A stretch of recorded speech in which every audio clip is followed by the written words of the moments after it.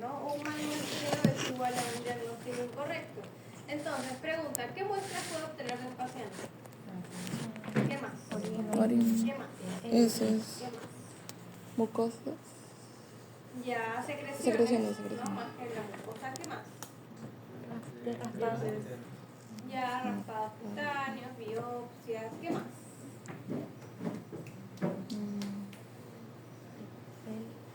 Pelo, claro, ¿cierto? Y a ver, ¿para qué me sirve obtener la muestra? ¿Qué quiero con eso? Ya, ¿y para qué hago tus exámenes? Los exámenes de laboratorio, ¿para qué? Hacer un diagnóstico. Para llegar justamente a un diagnóstico, ¿cierto? Por eso te pongo ahí, si es que haces un mal muestreo, vas a tener un diagnóstico incorrecto. ¿Qué es lo que ocurre? La máquina que analiza estas pruebas, estas muestras, mejor dicho, que hay un montón de máquinas, solamente te dicen qué encontrar, ¿cierto? Pero ya depende de ti interpretar eso que han encontrado para relacionarlo con lo que tiene tu paciente y llegar al diagnóstico. Ahora, si tú tomas mal la muestra, ¿cierto? Vas a tener un diagnóstico incorrecto. Por ejemplo, si hablamos de muestra de sangre, ¿de qué manera yo podría tomar mal la muestra? A ver. Ya. Ok, no, de repente yo quiero, ¿qué tal? Yo quiero hacer una muestra para hemograma, ¿cierto? Y escojo un mal tubo, de repente no moví la muestra, no se forma un coágulo.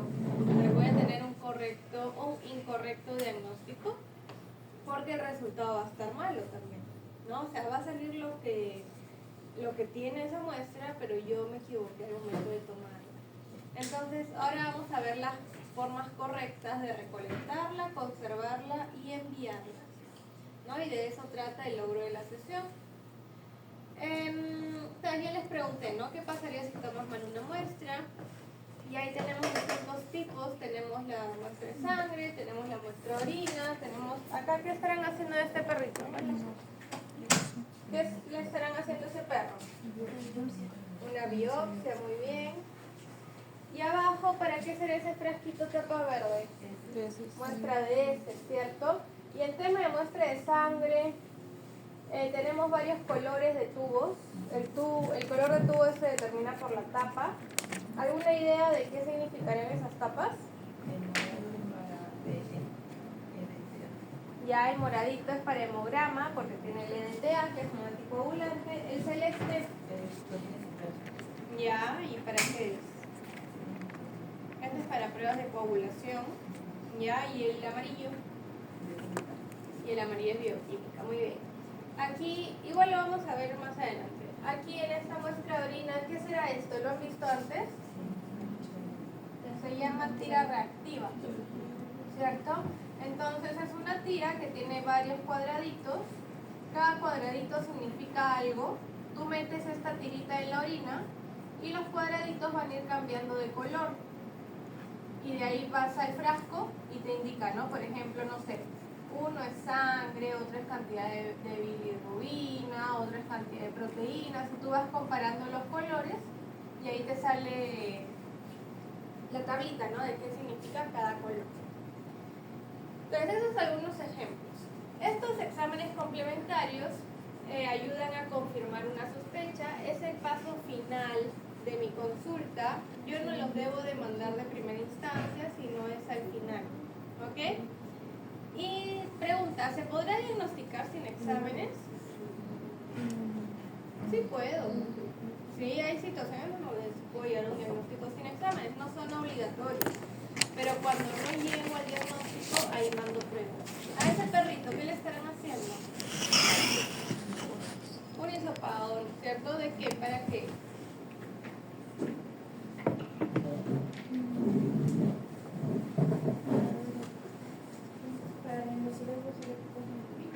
Ya de repente tiene alguna lesión en el ojo, ¿cierto? Le quieren hacer un cultivo de una secreción, qué sé yo, y eso le hacen su cultivo. Ustedes ya están llevando, ya llevaron microbiología, ustedes saben lo que son cultivos, ¿no? Han hecho sus cultivos en sus agares, ¿no? Entonces nosotros tomamos la muestra y, por ejemplo, así se hacen los cultivos.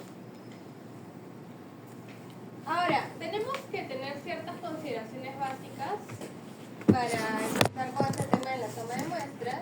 Y primero es identificar al paciente, ¿ok? Lo primero es identificar al paciente con los datos de la reseña. Es decir, al animalito que yo tengo en la mesa, tengo que asegurarme que a ese es el que le debo de tomar las muestras.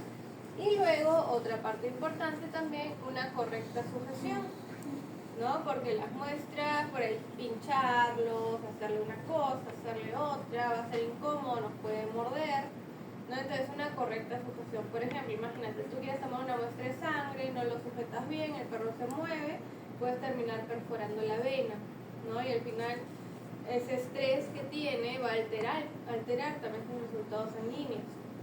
Entonces no me va a ayudar. Entonces tiene que estar lo más tranquilo posible, ¿cierto? Bien sujetado. Y también identificar al paciente, porque ahí es donde a veces muchos se confunden, ¿no? Por ahí llegaron, qué sé yo, 2 golden y los 2 se llaman Luca, ¿no? Y te confundes de animal. ¿A cuál le tenía que tomar la muestra? ¿A este o al otro? ¿Cuál era? Entonces siempre identificar de forma correcta a mi paciente. Ahora, ahí les he puesto algunos ejemplos y quiero que los completemos juntos. Tenemos primero las pruebas y las muestras, ¿no? O sea, la muestra es lo que yo voy a obtener del paciente y a esa muestra se le va a hacer una prueba. Y yo les pongo ejemplos. Por ejemplo, un paciente con diarrea. ¿Qué tipo de muestra vamos a obtener? Muestra de heces, ¿cierto? ¿Y qué prueba se le hace a esa muestra de heces? ¿Cómo se llama el examen? Coprológico. Un coprológico, ¿verdad? Un examen coprológico, un examen coproparasitológico, depende de qué es lo que quieras encontrar. Un tumor, ¿qué muestra obtenemos de ese tumor? Biopsia. Ya, ¿cierto? Una biopsia. ¿Y la prueba, cómo se llama? Histopatología, ¿cierto? Mucosas pálidas, ¿qué muestra obtendrían? La muestra sangre, ¿cierto? Y la prueba, un hemograma, para medir esos valores sanguíneos. Disuria, ¿qué será disuria? ¿Qué es disuria? Disuria es cuando tenemos un paciente que tiene dificultad para orinar, ¿ya? Entonces, ¿qué muestra podemos obtener? Orina, posiblemente, ¿cierto? ¿Y qué prueba se le hace a esa orina? Un urianálisis. Muy bien. Y por último, un paciente con vómitos amarillos. ¿Qué muestra podrás obtener? ¿Qué le hacemos? ¿Qué le sacamos? ¿El vómito? No. ¿Qué muestra con vómitos amarillos?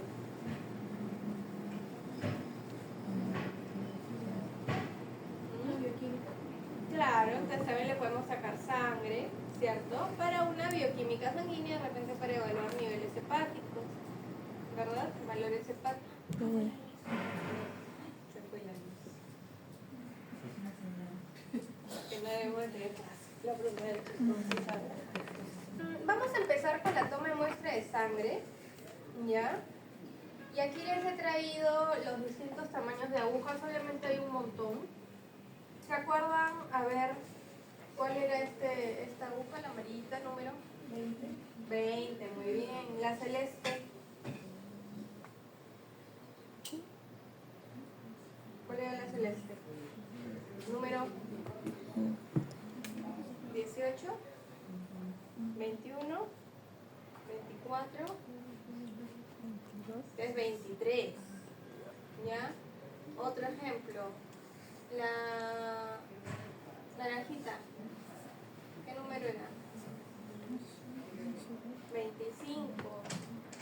¿Ya? Las tienen que repasar, ¿eh? Esto sí o sí va a venir en el examen. Entonces, aquí yo les he traído los tipos de agujas, ¿cierto? Y se acuerdan que yo les dije que también cada aguja tenía largos distintos. ¿Se acuerdan de qué dependía el calibre cuando yo escogía? El calibre. ¿Qué tan ancha o delgadita es esa aguja? ¿De qué depende? Medicamento. De la sustancia, básicamente, ¿no? Del medicamento. Y el largo sí es del paciente. Ya, fíjate, acá tienes 2,21, una y acá está la otra, y esta es más cortita y esta es más larga. Entonces yo les pregunto, a ver, primero, para tomar una muestra de sangre, ¿de dónde la puedo tomar?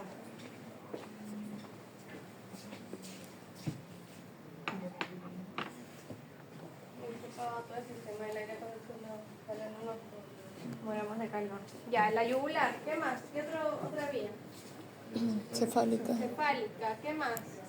Safena. Safena. Entonces, imagínate, yo tengo un poodle, ya imagínate un perrito poodle que pesa 10 kilos, 8 kilos, 10 kilos, y le quiero tomar muestra de sangre de la vena cefálica. ¿Qué aguja utilizas? Tienes todas estas opciones.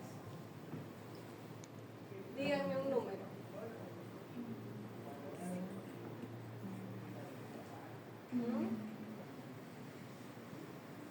¿Qué aguja usarían con un poodle que pesa, ponle ya 8 kilos?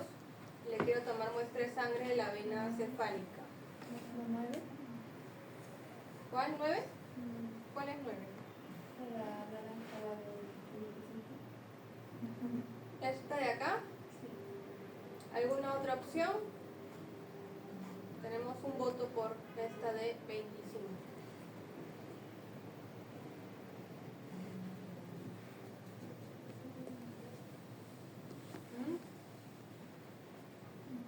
¿Quién vota por la de color celeste o azulita?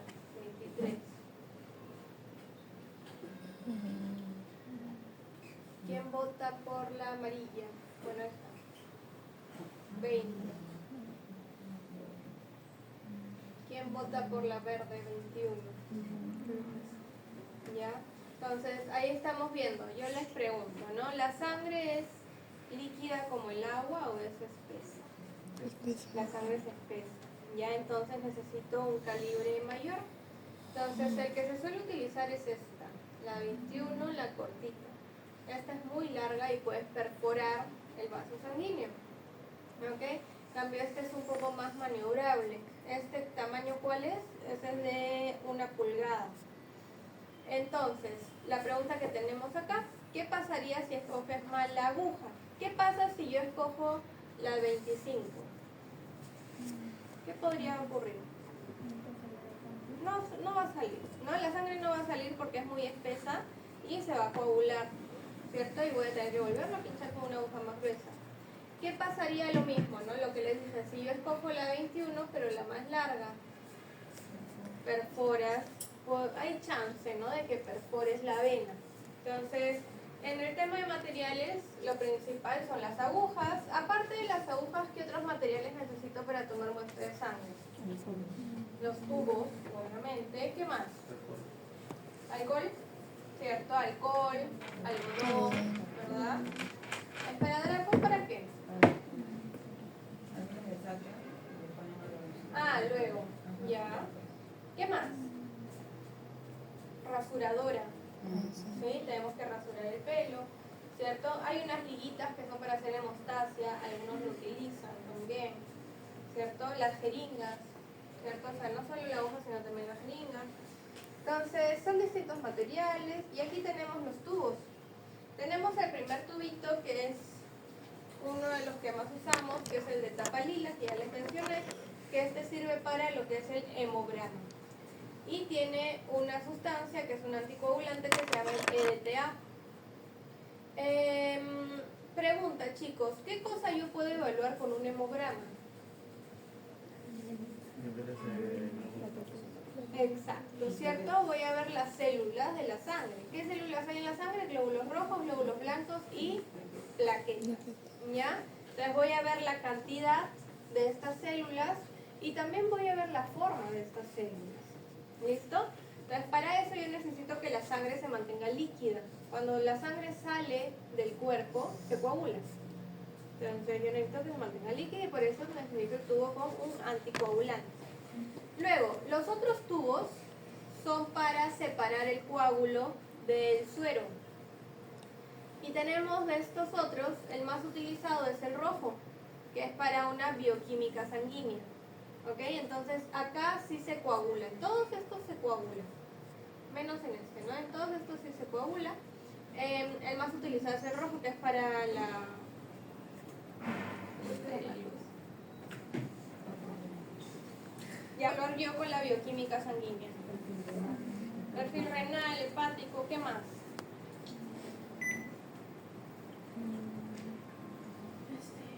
Niveles de proteínas, ¿cierto? Niveles de glucosa. Puede evaluar desechos, ¿no? Como la urea, la creatinina. Puede evaluar enzimas, ¿cierto? Ahora, este es el que más se usa. ¿Cuáles cumplen una función parecida también? El amarillo y el verde, ¿ok? Entonces, si encuentran amarillo, verde o rojo, al final los tres son para bioquímica. ¿En qué cambian? En la máquina que los analiza. Hay máquinas que trabajan con tubo rojo, hay máquinas que trabajan con tubo amarillo, hay máquinas que trabajan con tubo verde. ¿Ya? Pero los tres son para bioquímica. Luego tenemos el otro que es el celestito, ¿no? Que tiene citrato de sodio, que es para pruebas de coagulación, mide tiempos de coagulación. Y por último, el de abajo, que es de tapa gris, que ese es específicamente para glucosa. ¿Ya? ¿Qué es lo que pasa con la glucosa? Que la glucosa tú la sacas del cuerpo y ahorita, por ejemplo, estás en 100. Y si la mides en 2 horas, bajó a 80. ¿Ya? Entonces, este tubo tapa gris mantiene el valor durante el tiempo. Así la midas ahorita, la midas en 10 horas, va a seguir siendo el mismo dato. ¿Ok? Pregunta. Si yo tengo un paciente que una perrita que la voy a esterilizar, ¿qué tubo utilizarías para las pruebas de sangre que necesita como prequirúrgico? Moradito, rojo y alguno más.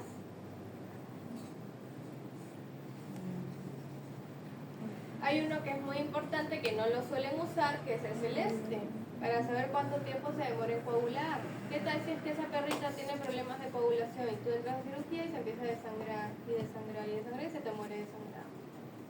¿Cierto? Entonces deberían ser los tres: lila, rojo y celeste. ¿Ya? Muy bien. Pregunta, un paciente con anemia, ¿cuál utilizamos? Lila. Un paciente con insuficiencia renal, ¿cuál utilizamos? Rojito, ¿verdad? Muy bien. Ahí tenemos los lugares que ustedes ya me mencionaron. Tenemos la cefálica, la safena, la yugular. ¿Habrá otra vía que puedo utilizar? ¿Me faltará alguna?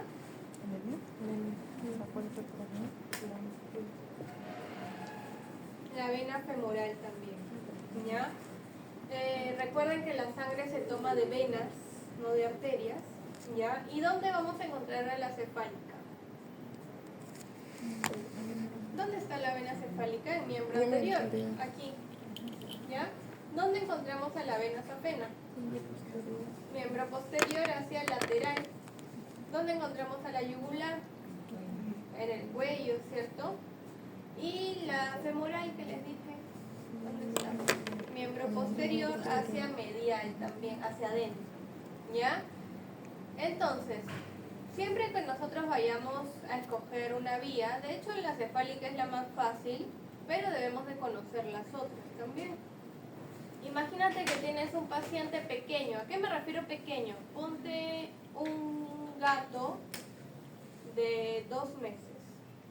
¿Qué vía escoges para tomarle muestra de sangre? Necesitas hacerle sangre. La yugular, ¿cierto? Porque las otras son muy pequeñitas, ¿ok? Y uno en estado crítico también posiblemente vayamos con la yugular.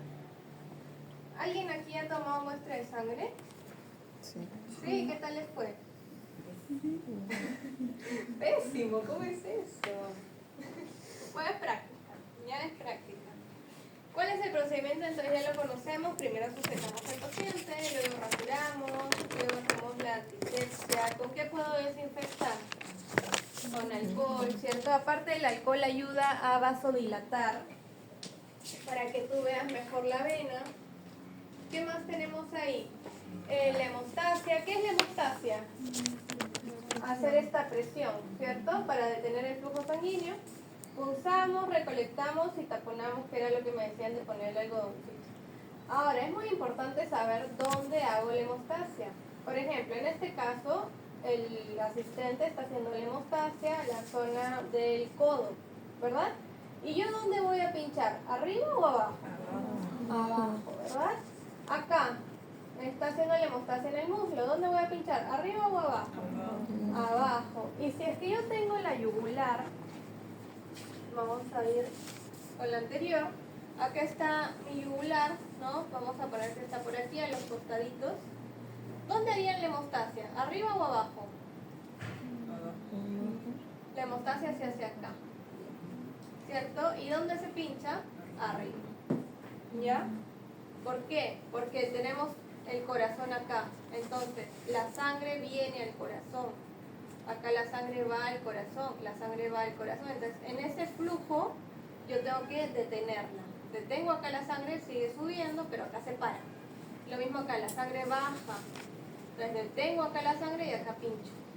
¿Ya? Entonces, ahí es algunas cosas en las que se suelen confundir. Acá, ¿de dónde estarán tomando la muestra? ¿De dónde querrán tomar la muestra? Yugular, ¿cierto? Acá. Cefálica, muy bien. Acá tenemos igualito, ¿no? Otras imágenes, la vena cefálica. Esta es la vena safena. Y en el gato hay una diferencia en la sujeción porque, por ejemplo, en este gatito le van a tomar también de la yugular, solamente que la mano debería estar más arribita, ¿no? No tapando tanto. Y tenemos que controlar bastante las patas. Y en el gato pones el cuellito hacia arriba. En cambio, en el perro giras un poco la cabeza, ¿no? Hacia arriba y hacia el costado. En cambio, en el gato basta con que lo pongas hacia arriba para tomar bien la muestra. Acá igualito, ¿no? Cefálica. Y acá esta es la femoral, ¿no? Que está interna, que es mucho más difícil o es menos, mejor dicho, el volumen que puede salir, pero es otro acceso venoso que tenemos. Vamos a ver este video.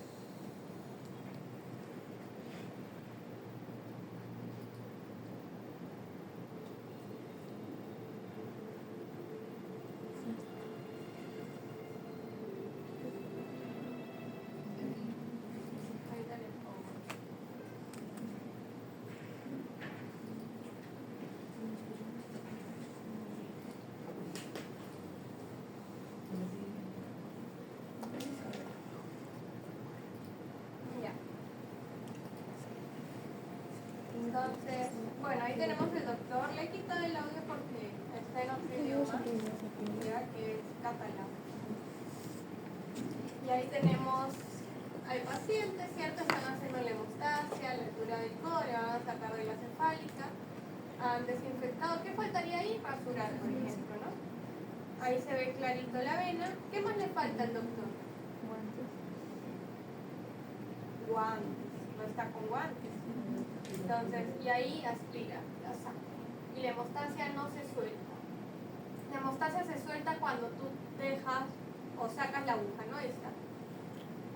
Y ahí está la sangre. Esa es una técnica, y otra técnica es por goteo, que solamente metes la agujita y gotea el tubo. Y luego tenemos que introducirlo en el tubo. ¿Para qué es ese tubo? Para el hemograma, muy bien. Y el otro, como no tiene nada, para bioquímica, porque igual se va a formar el coágulo. Y se mueve. Sobre todo el morado lo tiene que mover más, ¿no? Ahí no lo movió mucho, pero el moradito hay que moverlo así, porque el anticoagulante está en las paredes del tubo y se tiene que mezclar con la sangre, ¿no? Ahí lo debería mover más todavía. No se mueve así, sino así. Entonces ya los que han tenido la práctica ya saben cómo se hace y los que no, pues lo tendrán en algún momento. ¿Qué más? Otro punto importante es el envío de la muestra. Entonces nosotros trabajamos, si es que tú no tienes tus máquinas, trabajamos con laboratorios externos, ¿cierto? En donde mandas tu muestra a analizar. Y este laboratorio te da un formato, una ficha, en donde tú completas todos los datos del paciente, completas las pruebas que quieres realizar, lo que estás mandando también. Y a la vez la muestra tiene que estar rotulada. ¿Saben lo que significa rotulada? ¿Sí? Que está identificada esa misma muestra, ¿cierto? Entonces los datos deben estar completos, por ahí alguna sospecha clínica y también tener cuidado con la conservación. La conservación debe ser en la refri. Para eso, cuando tú sacas la muestra de sangre, la sangre sale a temperatura corporal, ya sale calientita. No la vas a meter de frente a la refri porque puede haber un choque de temperatura y dañar las células, sino que la dejas un rato fuera, una media hora, y luego la metes a la refri. ¿Ya? Entonces, si yo envío mal la muestra, mi resultado va a ser inútil porque al final no me va a dar información certera. También tengo que conocer cómo está el paciente. Si es que el paciente está muy estresado, se van a enterar su valores sanguíneos y tampoco va a ser representativo. Y consideraciones básicas, por ejemplo, tener cuidado con los residuos, siempre desecharlos en los tachos especiales. Tener cuidado con las agujas, siempre desecharlas con la tapa puesta.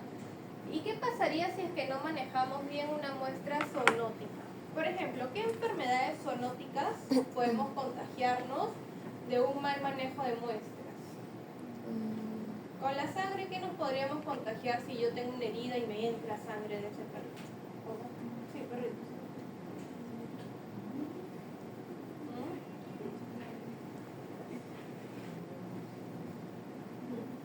¿Qué enfermedades zoonóticas hay en animales de compañía?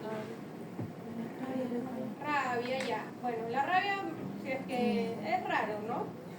Te tendría que morder por ahí o bueno, tener contacto con la sangre, ¿cierto? Pero de repente algo un poco más común. Leptospirosis. Leptospirosis. ¿Por qué muestra me contagio de leptospirosis? Orina y sangre también, ¿sí? ¿Qué más?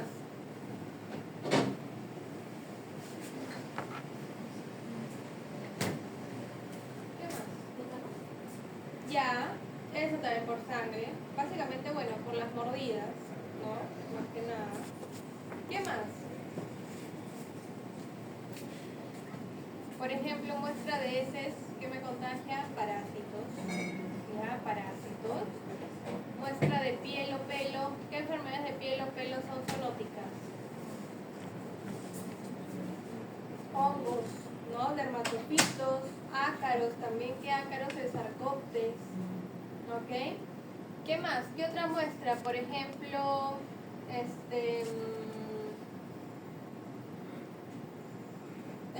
el toxoplasma también. ¿Y por qué no, miento, toxoplasma no, la brucelosis, no, toxoplasma también, ¿no? Pero la brucelosis también a veces algo, no sé, se nos escapa porque no es tan común o no se escucha tanto, pero puede tener brucelosis los animales y se contagia por sangre. ¿Ya? Entonces siempre tener cuidado con las enfermedades zoonóticas, utilizar guantes y desecharlos en los tachos indicados. Siguiente toma de muestra. Tenemos la muestra de heces. ¿Para qué me servía tomar una muestra de heces? ¿En qué situaciones yo quiero recolectar heces? Cuando sospecho de qué? Parásitos, ¿cierto? Y cuando el paciente tiene por sí diarreas, ¿no? Voy a obtener la muestra para lograr analizarla. Y hay dos tipos. Tenemos la toma por asas rectales, que son unas pincitas que se meten por el recto y se obtiene la muestra y se evalúa ahí mismo. Y la segunda, que es la toma directa del piso, que recolectamos la muestra, ¿no? Directamente del piso. Que el propietario lo puede hacer tranquilamente, te lo lleva y tú lo analizas. Ahora, cuando le digamos al dueño que recolecte la muestra del piso, debemos de decirle que agarre la parte que está más fea, con moco y con sangre sobre todo. Porque a veces te dice, ay, me dio asco y agarré lo que está más bonito y al final ahí no sale nada, ¿cierto? Entonces lo que está más afectado y eso es lo que vamos a mandar a analizar, ¿ok? Y cuando yo sospecho de parásitos, voy a mandar por lo menos 3, ¿Ya? Eso se llama un coproparasitológico seriado. ¿Por qué mando 3 y no una?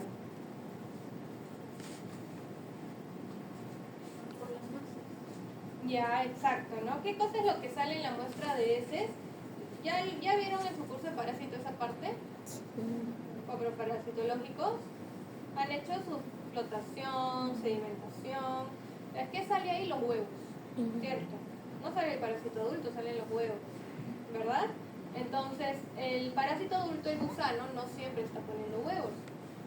Por eso es que a veces pone, a veces no. Y de repente una muestra sale, en otra no. Por eso se manda por lo menos 3. Tienen que ser 3 de días distintos, no necesariamente. Que sean 3. De repente de la mañana, de la noche y del día siguiente. ¿Ya? Pero por lo menos 3. Muestra de orina. ¿En qué situaciones mandarían una muestra de orina o tomarían una muestra de orina? Cuando sospechan de qué. Cálculos, infección urinaria. ¿De qué más?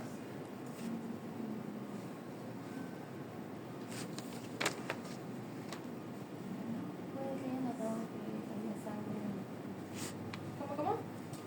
Puede que el propietario no haya notado que haya sangre. Ya, exacto, ¿cierto? Puede haber alguna normalidad en la orina, ¿verdad? Cuando sospecho también de enfermedad renal o cuando el paciente tiene enfermedad renal también vamos a mandar nuestra orina porque quiero ver el producto de ese riñón enfermo o como control también, ¿cierto?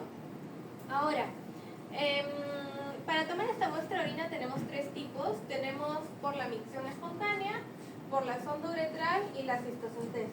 Cada una tiene ventajas y desventajas, ¿ya? Y la vamos a demandar en diferentes situaciones dependiendo qué cosa es lo que yo quiero encontrar. Por ejemplo, chicos, ¿qué ventaja le ven a una micción espontánea? Que simplemente es el paciente orina y yo recolecto con un frasquito su orina. ¿Qué ventaja tendrá esa frente a las otras dos? Más fácil. Más fácil. ¿La puede hacer el dueño? Sí. Sí, la puede hacer el propietario, ¿cierto? ¿Es invasivo? No es invasivo. ¿Ocasiona dolor? No ocasiona dolor, ¿verdad? ¿Y qué desventaja le ven? Ya, la principal desventaja es que se contamina, ¿cierto? Es contaminada, porque esa orina está teniendo contacto con los pelos que están afuera, con el medio ambiente. A veces el perrito agarra y mete la pata en la orina, entonces ya contaminó todo. ¿En qué situación no la mandarían? En sospechas de infección urinaria. Porque cuando yo sospecho de infección urinaria, justamente lo que quiero mandar son hacer un cultivo para ver si hay bacterias. Y ahí sí o sí me van a salir bacterias. ¿Ya? La otra, la sonda uretral. ¿En qué caso han visto que se usa sonda uretral? Ya, cuando hay obstrucción, para tratar de desobstruir, ¿verdad? Pero para tomar muestra de orina.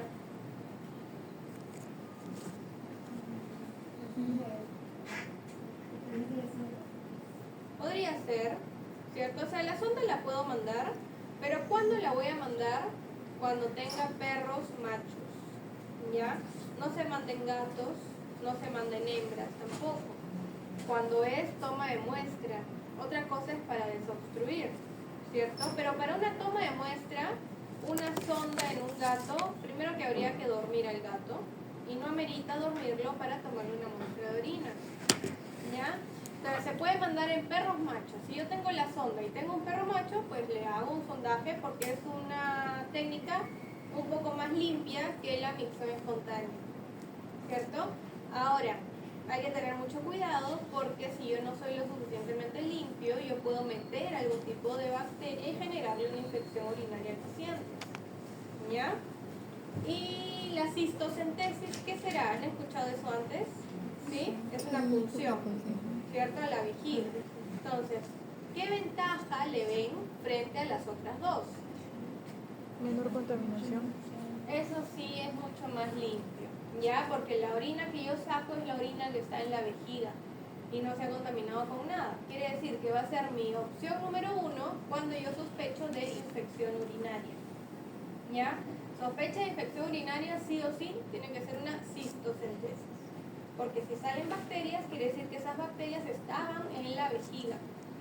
¿Qué desventaja le ven a esa técnica? Complicada, invasiva, a algunos les duele, ¿ok? Pero no es necesario sedar al paciente, por si acaso. Se puede hacer con el paciente despierto, tranquilamente. ¿En qué posición se hace? De cúbito lateral, quiere decir boca arriba. Yo he visto incluso parados que lo hacen.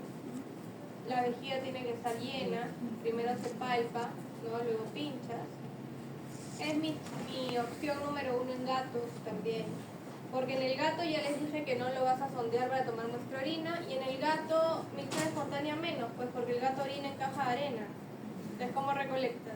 ¿Cierto? Encima se esconden algunos, ¿no? Entonces, llevas a tu gato para que le tomen muestra orina y lo más fácil es una cistocentesis. Vamos a ver estos videos. Ahora, como yo les decía, antes de bueno, en lo que voy poniendo el video, como yo les decía que al final tú tienes que interpretar el resultado del laboratorio, cuando tú haces una cistocentesis puede salir sangre en la orina. Y claro, ¿no? Si sale sangre puede ser por la misma función que ha realizado. Este de acá es del gatito. Fíjense lo rápido que es. ¿Han visto en persona una cistocentesis? Casi. ¿Han hecho? ¿Alguien ha hecho cistocentesis? Es más difícil. Pero quiero que vean que a veces nos asusta mucho, pero la muestra sale rápido. Fíjate, ahí tenemos un gato que le están ubicando la vejiga por palpación. La aguja que se suele utilizar es la 23. Pinchan y aspiran y ya está. Lo que tienes que controlar bien es la sujeción. Y esta, ¿ves? Y ahí lo hicieron de cúbito lateral. Claro, es de cúbito lateral o de cúbito dorsal, perdón. A mí me había confundido. Boca arriba, ¿no? De cúbito dorsal o de costadito de cúbito lateral. Y la aguja también tiene que ir un poquito inclinada. Nos dicen, ¿no? La aguja un poquito inclinada, no a 90 grados exactamente. Y algunos a veces también tienen miedo porque dicen, no, profesora, pero si pincho otra cosa, si yo recuerdo anatomía, lo primero que está aquí adelante es la vejiga, nada más. ¿En qué zona? En la zona púbica. Entonces, si tú ubicas tu vejiga por palpación y la pinchas, no vas a pinchar otra cosa, pero la tienes que sentir. Y vamos a ver este otro video.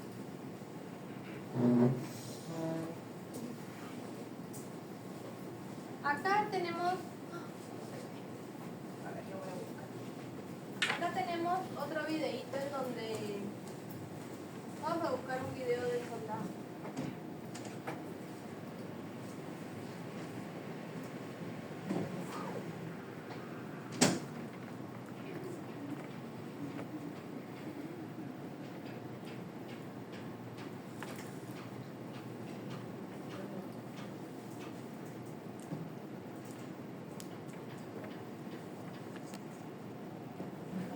La colocación de una sonda uretral para tomar muestra de orina. ¿Eso han visto?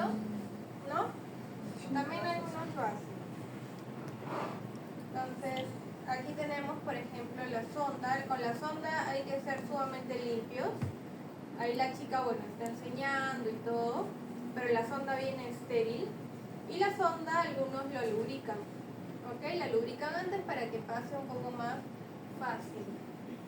Entonces, aquí tienen al paciente, al perrito.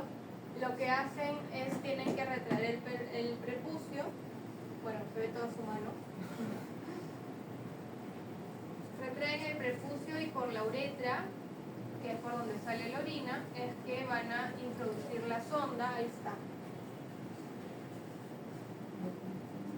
Espera. Ahí está, ¿no? Entonces lo pueden hacer así, lo pueden hacer con el perrito boca arriba, con el perrito de costado. Entonces tú metes la sonda hasta que empieza a salir la orina y luego conectas una jeringa y aspiras, ¿no? Y sacas la orina, tal cual. Lo que sí hay que tener cuidado es el calibre de la sonda, que también hay sondas que son más delgaditas, sondas más anchas, ¿no? Va a depender del paciente. y luego la retiras con mucha precaución. Entonces, si te llega un perrito macho para toma de muestra de orina, lo podrías realizar. No es necesario sedar al perro tampoco. No es necesario sedarlo, sino despierto se le hace. Ahora, cuando tenemos animalitos que están castrados hace mucho tiempo, a veces pasa que se generan adherencias entre el glande y el prepucio y cuando tú quieres retenerle duele. Entonces no se esfuerza el dolor. ¿Ok? ¿Y qué más tenemos con esto? Tenía este video de un aparatito que podemos utilizar para, no es ese, que podemos utilizar cuando analizamos orina y es el refractómetro. No sé si han escuchado de eso. No, entonces eso sirve para medir la densidad de la orina, que es otro valor importante que evaluamos.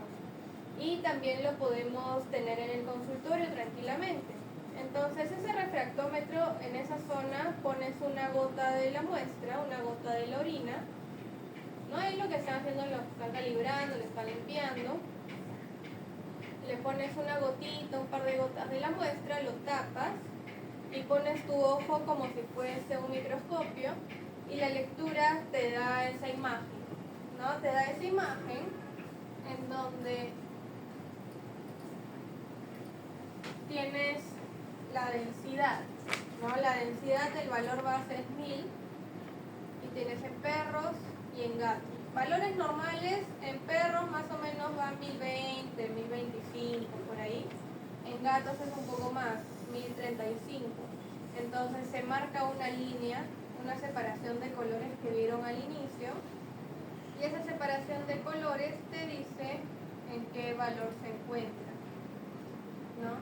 Por ejemplo, en este caso está marcando otra cosa y está en 37, 36 por ahí. Es lo mismo, ¿no? Entonces ese refractómetro lo podemos tener tranquilamente en el consultorio y me sirve para analizar la densidad de la orina, que lo hago hoy mismo, y este aparte te da el valor de las proteínas, ¿no? Proteínas.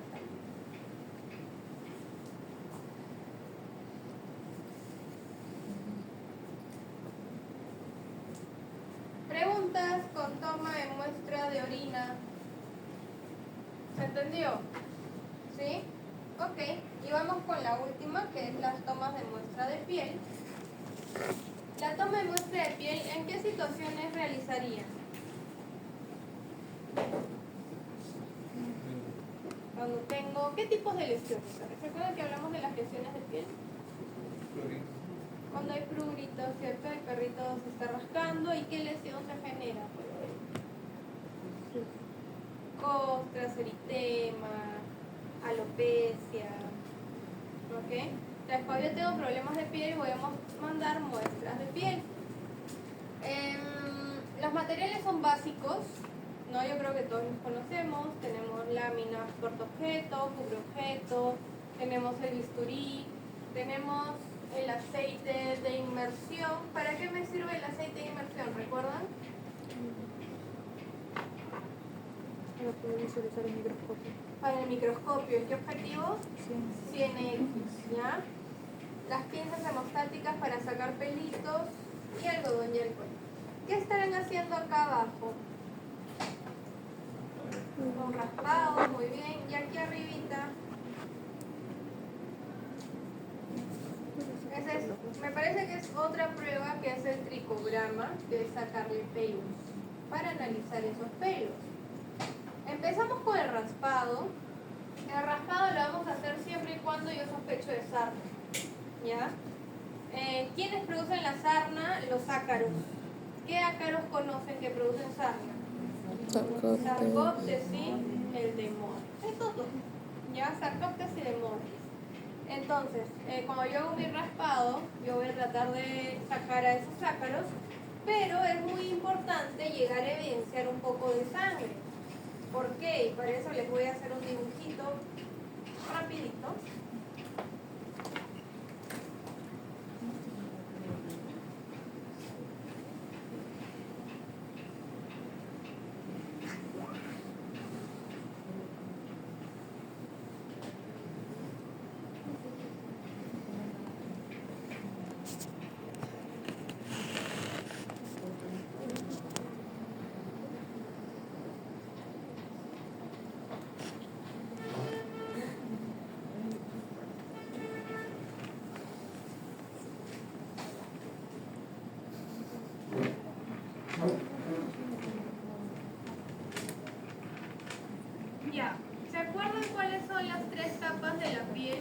principalmente.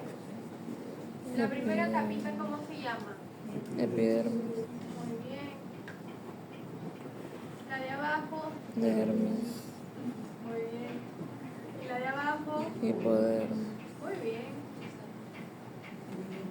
¿Cuáles de estas tres son vascularizadas? Por la dermis. Muy bien, ¿no? Acá salen los vasos sanguíneos. No, por acá.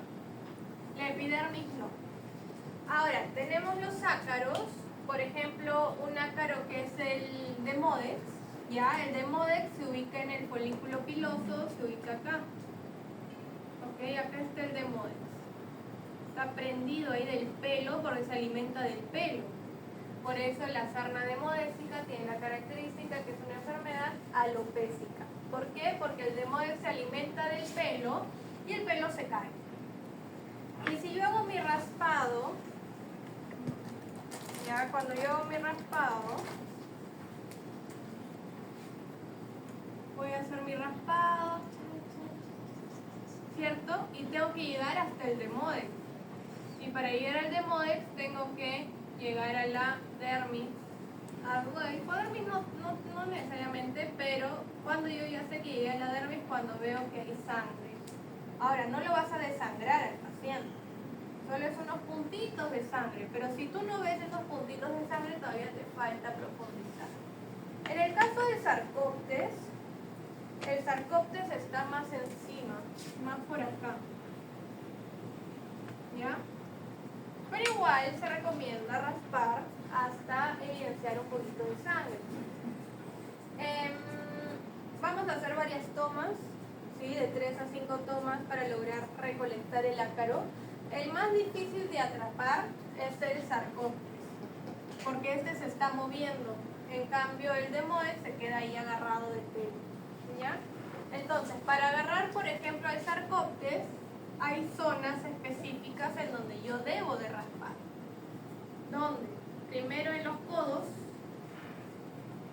y el otro lugar es el borde de orejas.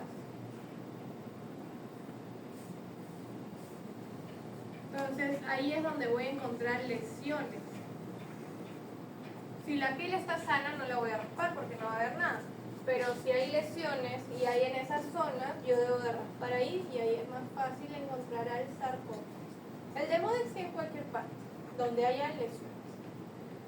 En el microscopio se ven el objetivo de 4X y 10X, no es necesario más grande. Y nos apoyamos muchísimo del aceite mineral. El aceite, ese es otro aceite, no es el de inmersión, es el aceite mineral que es el que va en la muestra. Ya lo vamos a colocar en el paciente donde yo voy a raspar, lo vamos a colocar en el bisturí y lo vamos a colocar en la lámina. De modo que ni bien el ácaro tiene contacto, se queda pegado y es más fácil sacar. Pregunta, cuando yo hago mi raspado, según lo que ustedes puedan haber escuchado, el bisturí tiene que ser nuevo, tiene que ser usado, tiene que ser con filo, sin filo. Sin filo. ¿Ya? ¿Por qué? Porque un bisturí nuevo lo que va a hacer es hacer cortes y yo no quiero hacer cortes, yo quiero barrer. Entonces tiene que ser uno que no tenga filo. ¿Ya? Otra cosa importante, vamos a raspar en el sentido del pelo, no a contrapelo, sino en el sentido del pelo. ¿Y qué más les iba a decir? Y no voy a desinfectar tampoco la zona previa. ¿Ya? O sea, si yo encuentro la lesión, no es que le voy a pasar algodón de alcohol y luego raspo, no, sino tal cual como está.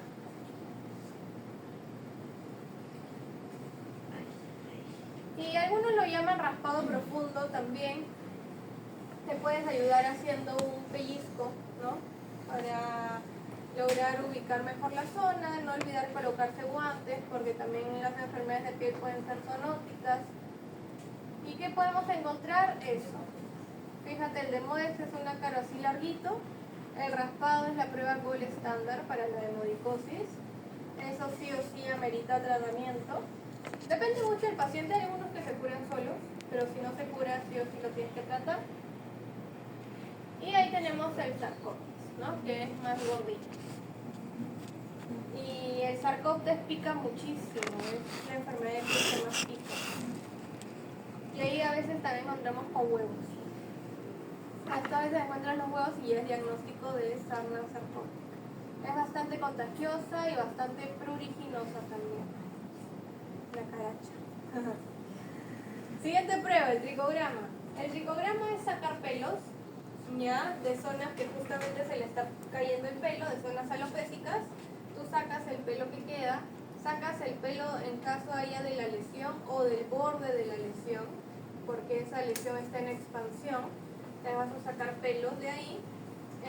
Y lo mismo, ¿no? Los pones en una lámina, les colocas el aceite mineral encima, lo tapas con un cubre objeto y lo ves al microscopio. ¿Y qué podemos encontrar? También podemos encontrar demodex. Ya a veces también encontramos demodex. O encontramos esto de acá. ¿Qué vemos aquí?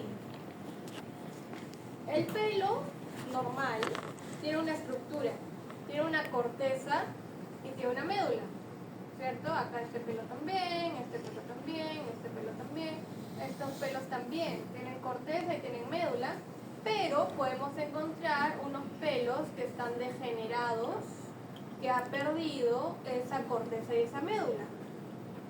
Este pelo se ha hecho así porque quien lo ha lesionado es el dermatofito.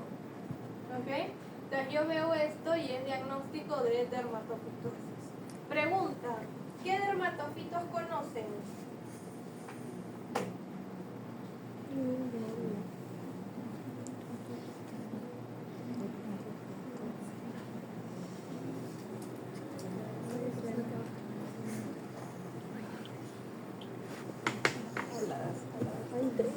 ¿Cuáles son los hongos que atacan a la piel?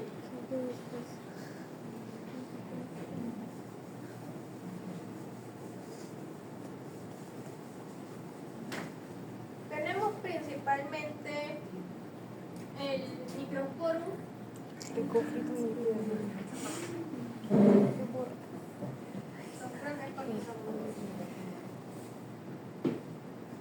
Ya el microsporum.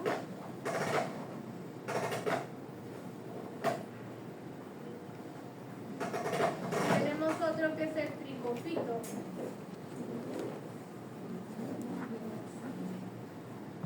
¿Ya? Este microsporum hay varios tipos. Uno, el más conocido que transmite el gato, es el canis. Pero el gato es el portador. Al gato no le hace nada, pero el perro sí. Hay otro que es el gypsum, algo así. Y este tricofito, ¿no? Entonces, estos de acá son los que van a producir ese daño. Pero yo cuando veo eso no sé cuál es, ¿cierto? Porque no es que el tricograma me venga con el nombre del hongo. Solamente veo el daño y lo puede producir cualquiera de estos dos. ¿Qué prueba debo de yo hacer para saber cuál es? Mi cultivo. ¿Se acuerdan cuánto demora hacer un cultivo de hongos? El cultivo de hongos te puede demorar 20 días, a veces 30 días, el que demora una semana es de bacteria. ¿Ya? Entonces, imagínate, me llega un perrito con hongos, yo le hago su toma de muestra y le mando cultivo. Digo, señor, hay que esperar un mes para saber qué tiene su mascota. Es demasiado. En cambio yo en mi tricograma en 5 minutos ya lo tengo. ¿Cuál es la diferencia? Que yo no sé cuál es. Pero el tratamiento es el mismo. Sea este, el tratamiento es el mismo. Pero ¿cuándo quieres saber por qué, cuál es si mandas un cultivo? Cuando es reincidente, para conocer de dónde se está infectando. Porque, por ejemplo, este Microsporum canis viene del gato. Entonces, si es que ese perrito convive con un gato, posiblemente el gato esté infectado, solo que no manifiesta la enfermedad, y le está contagiando el perro. Este tricofito, si no me equivoco, viene de la tierra, del jardín. De repente está saliendo algún parque infectado. Este también, si no me equivoco, viene de la tierra del jardín. No tienen distintas procedencias. Entonces, para eso se suele hacer el cultivo, para saber la procedencia y saber de dónde se está infectando. Pero si no, el tratamiento es el mismo y lo puedes tratar con su resultado de tricograma. ¿Qué más? Ahí tenemos otra situación. ¿Qué ven en esos pelos?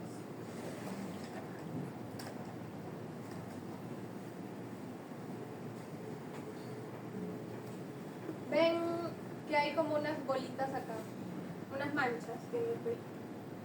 ¿Cómo se llama el pigmento del pelo? ¿Recuerdan?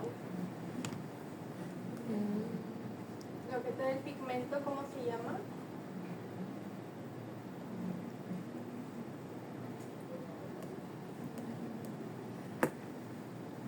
La melanina. ¿Sí? La melanina es lo que da el pigmento. Entonces acá tenemos un pelo que tiene su melanina, que le está dando el pigmento, pero hay acúmulos de melanina, hay gránulos de melanina también dispersos por todo este pelo. Y esa es una enfermedad. ¿Ya? ¿Por qué? Porque estos gránulos de melanina crecen tanto que rompen el pelo y el pelo se cae. Y es un color en específico, es una enfermedad genética, se llama alopecia por dilución de color. ¿Y cómo se evidencia? De esta manera. Hay ciertas razas que son predisponentes porque es una enfermedad genética, en donde se les cae el pelo. Cuando el pelo es de cierto color, nos dicen que los mantos los llaman azulados, algunos, se le cae porque está defectuoso ese tono. ¿Ya? Y no tiene cura. Se terminan quedando así peladitos por zonas. Entonces aquí vemos si no me equivoco, es un Doberman Pinscher, que tiene alopecia acá en la cabeza y en la zona del pecho, ¿no? Y tiene esa condición que es la alopecia por dilución de color. ¿Alguna pregunta hasta acá? ¿No? Ya. Cuando yo hago mi tricograma, tampoco voy a desinfectar. ¿Ya? Simplemente lo retiro también. Ahora vamos a entrar al grupo de las citologías. La citología es para analizar las células, ¿cierto? Y hay distintas técnicas. La primera es el hisopado, que yo me imagino que también lo conocen. ¿Se acuerdan cómo se llama este medio de transporte? El medio Stuart, ¿no? Esto es para hacer cultivo. Pero para citología voy a utilizar simplemente mi hisopo, no es necesario que sea estéril. Si yo quiero mandar un cultivo, sí tiene que ser estéril. Y voy a tomar la muestra pasando mi hisopo y de zonas que sean sensibles, como por ejemplo el borde de los ojos, como por ejemplo borde de los ojos, en los labios, entre los dedos, debajo de las uñas, ¿cierto? Oídos, exacto, pliegues. Y las otras técnicas que tenemos, que les puse aquí como resumen, ¿no? El hisopado, tenemos la cinta, que va a ser de lesiones secas, que simplemente agarro una cinta adhesiva transparente y la pego sobre una lesión seca y luego esa cinta la tengo que teñir, ponerla sobre una lámina y verla al microscopio. Tenemos la impronta. ¿Qué material necesito para hacer mi impronta? Mi lámina nada más, ¿cierto? La hago de lesiones húmedas y la PAF, que es una punción y aspiración por aguja fina de masas, ¿no? Y yo voy a obtener así células y voy a lograr identificarlas y saber si es que hay bacterias, hay hongos o células inflamatorias. ¿Qué células reconocen acá?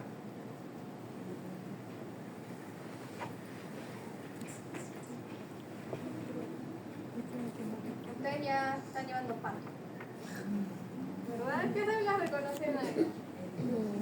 Muy bien, eritrocitos. ¿Qué más? Estas. ¿Qué será esta que parece una S?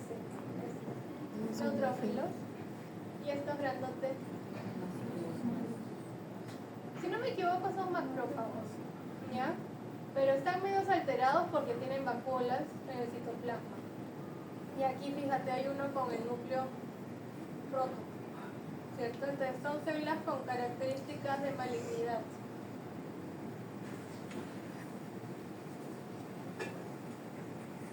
Entonces acá tenemos, ¿no? El hisopado, por ejemplo, de zonas sensibles, de superficies, de oídos, cuando tenemos pacientes con otitis.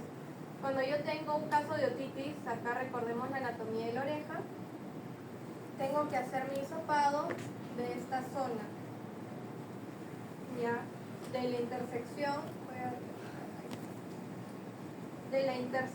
que está entre el canal vertical y el canal horizontal. De acá yo saco la muestra, no la saco de acá, porque ahí no va a salir nada, la infección está acá adentro, ¿ya? Entonces, algunos pacientes tú metes el hisopo y lloran, les duele, porque claro, está inflamado. Entonces, si eso pasa, que se vaya a su casa tranquilamente, le mandas antiinflamatorios un par de días, que baja la inflamación y luego regresa para su toma de muestra. El dolor no lo vamos a forzar. Y luego ya con la muestra mandamos un tratamiento específico, ya sea si son bacterias, hongos. Acá también, ¿no? Zonas sensibles, entre los deditos, debajo de las uñas, labios. ¿Cómo se llama esta zona del borde del ojo? Periocular, ¿cierto? Hisopados nasales. La cinta adhesiva de lesiones secas, como en este ejemplo, ¿no? Tienes que poner la cinta varias veces hasta que pierde el pega-pega y luego la tiñes y la ves en microscopio. Lo malo es que la cinta agarra todo, ¿no? No solamente las células, sino también agarra pelos, agarra tierra, agarra polvo. Entonces tienes que tener bastante ojo. Agarra ácaros ambientales, que a veces nos pueden confundir y pensar que el perro tiene ácaros, pero es un ácaro del ambiente. Si es que ustedes tienen acceso a algún microscopio en algún momento, agarren una cinta y péguenla, por ejemplo, sobre una chompa que hace mucho no usan, van a encontrar ácaros ambientales, ¿no? Que es lo que nos da la alerta.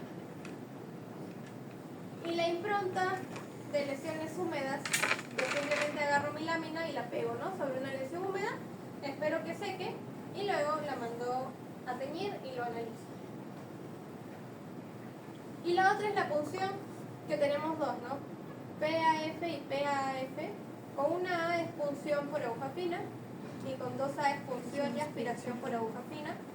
Cuando yo llego a este punto, que esta PAF se hace de las masas, ¿cierto? Acá yo sí voy a desinfectar la piel. Lo anterior no desinfecto, acá sí, ¿no? Porque acá a mí no me interesa lo que está afuera, me interesa lo que está adentro. Les voy a desinfectar la piel. Ahora, pregunta, chicos, ¿en qué situación ustedes consideran que harían una PAF o una PAF? Si les digo que la PAF es punción por aguja fina y con doble A es punción y aspiración por aguja fina. ¿Cuándo consideran que yo debo de aspirar y cuándo no? Claro, ¿no? O sea, básicamente van a haber masas que son duras, ¿cierto? Y algunas masitas que son blandas. Blandas porque pueden contener líquido en su interior. Entonces, cuando hay líquido yo sí puedo aspirar, porque voy a aspirar cierto líquido. Pero cuando no hay, solamente es una punción. Y punzas varias veces la masa, ¿cierto? Y luego ese contenido lo pones en una lámina, lo tiñes y lo ves al microscopio para su interpretación. Y algunas cositas también que podemos ir viendo, ¿no? Las células. Acá podemos encontrar, por ejemplo, fagocitosis de bacterias, ¿cierto? Varios neutrófilos. Podemos encontrar, ¿qué vemos ahí?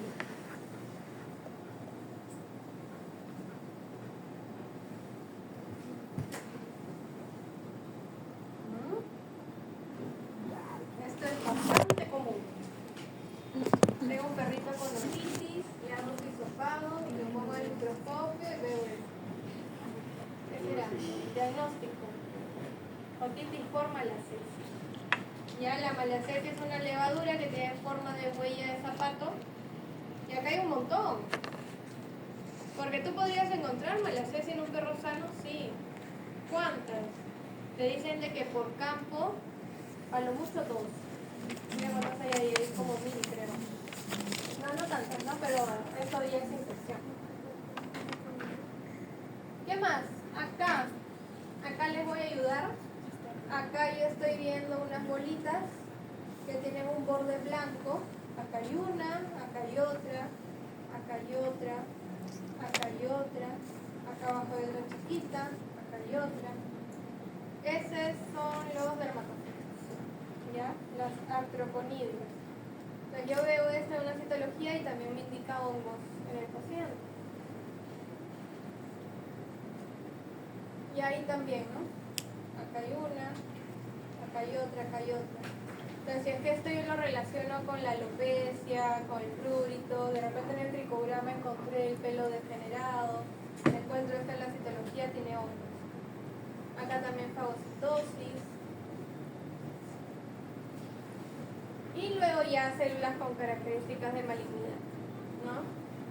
Que son células sumamente, ¿cómo se dice? Que no están diferenciadas entre sí. Que ya son células con muchas características de malignidad. Y eso ya lo van a ver en su curso de pato en la parte de neoplasias. Tienen citoplasma vacuolizado, pérdida de citoplasma, múltiples nucleolos, células con diferentes formas. Entonces esto se ve en una citología. Y por último, para irnos a desayunar, la biopsia.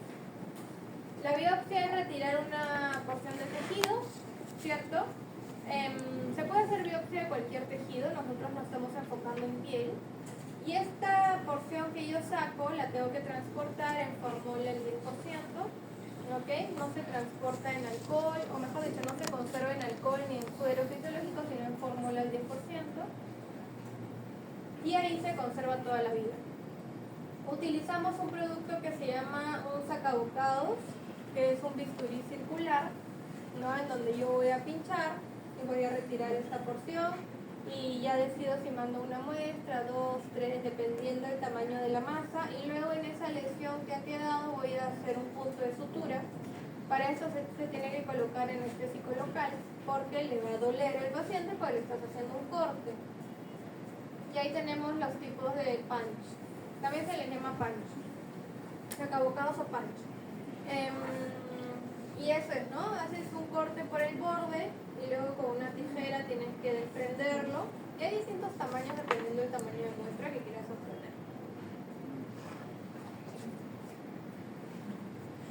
Así. Y luego ya le haces una sutura. Listo, chicos. ¿Preguntas? Con la clase de hoy, tome muestras. ¿Se entendió? Sí. ¿Sí? Ya. Dejámonos un descanso y cuando volvemos vamos a